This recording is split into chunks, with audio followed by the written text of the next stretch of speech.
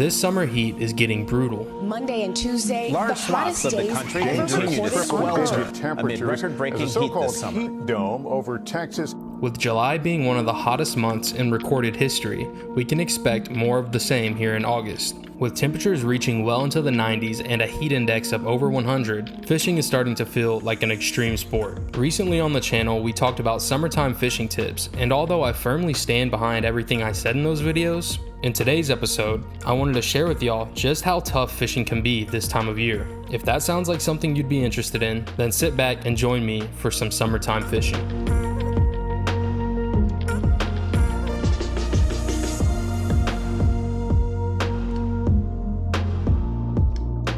Our journey began on July 30th with me, my dad, and our good friend Tony from Joe Haas Fishing. We arrived at the launch bright and early, quickly unloading the kayaks to try and fish some lights before the sun had a chance to rise. Upon arrival to the light, I noticed several nice blow-ups, which I suspected to be trout. After a couple of casts, this is what we got into.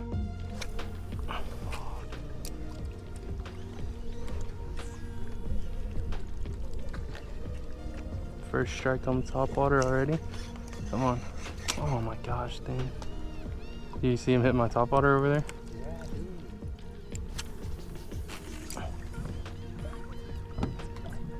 Kind of work this a little bit near you. There we go. Oh no. Oh no, he's on. Coming at me.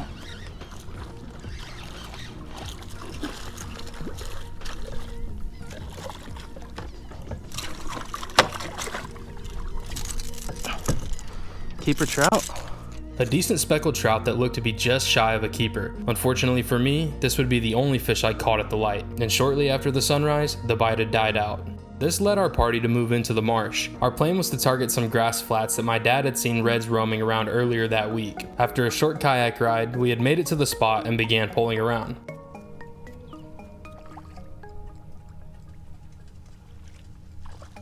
Oh, there he is.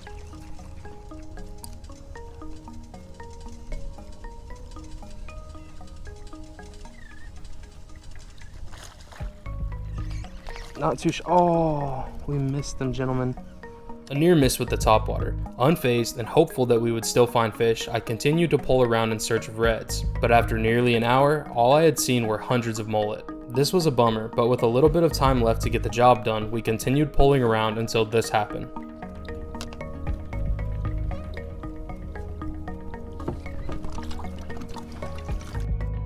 Dude, I just dropped my stakeout pole. It's in the mud somewhere right here.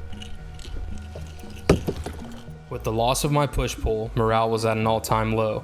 After a short time spent trying to find any sign of fish, the sun had made its way up into the sky and forced us off the water. Disappointed with the skunk, my pops and I discussed our game plan for the following day as we made our drive home. And bright and early next morning, we decided to target a small back lake with some seagrass. Once we arrived at the location, we were greeted with very shallow waters, a bad sign.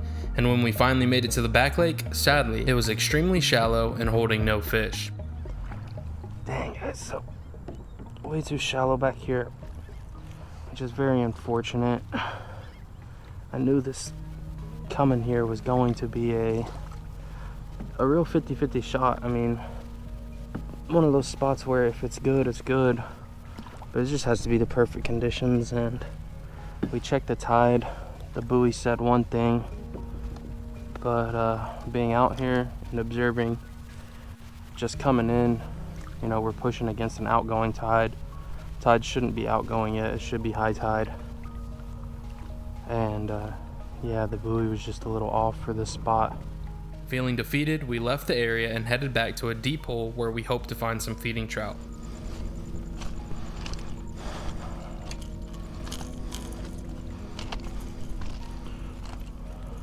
Maybe out in that eddy.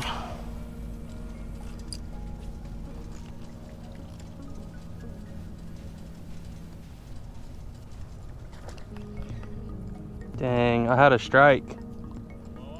No, he blew up on my lure. Right there in that eddy. Missed it though. Dang, man. I mean, that right there is like a smooth retrieve. Thing was in a good rhythm. if any of my retrieves were gonna get hit or hit again, it would have been that one.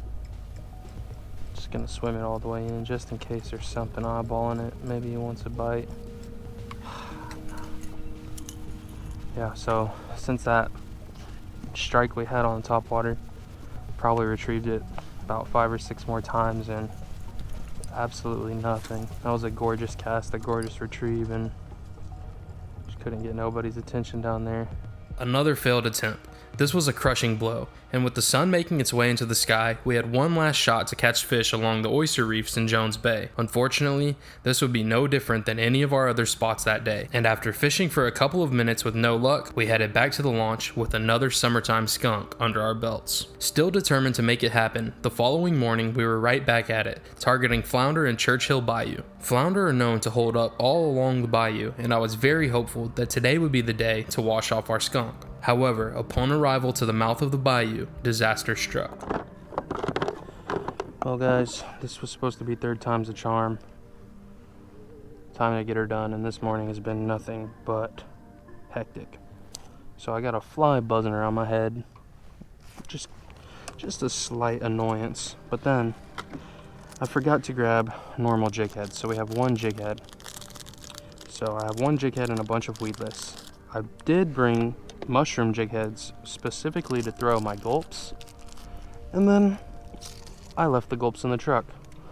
And if you know one thing about summertime fishing, you don't get a lot of time, so it's really just a tough spot to put yourself in. If I were to head back to the launch right now, I'd miss a lot of time to fish, but it's kind of a catch-22 because I'm going to be fishing with less than optimal gear. Now you can catch flounder with a regular jig head and a paddle tail, but you know, it would be a lot cooler if we had the flounder candy, which we don't. So it's just man, it throws a wrench in my plans for sure.